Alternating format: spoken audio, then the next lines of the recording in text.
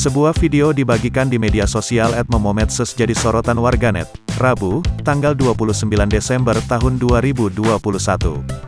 Dalam video tersebut ada seorang wanita yang mengenakan gaun oranye sepertinya hendak membuat konten ia hendak menari.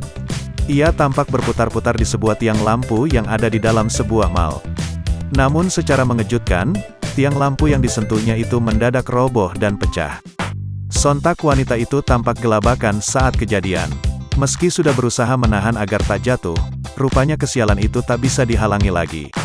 Akibatnya, kaki wanita itu mengalami bengkak dan memar karena tertimpa tiang lampu.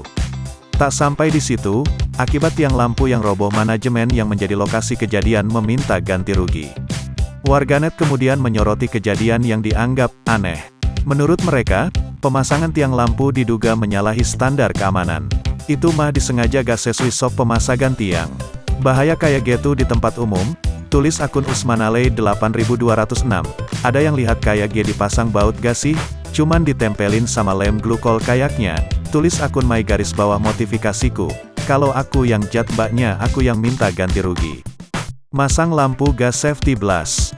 Gadimur bawahnya itu ketabrak anak kecil lari-larian juga bisa jatuh, tulis akun Kidung Huda.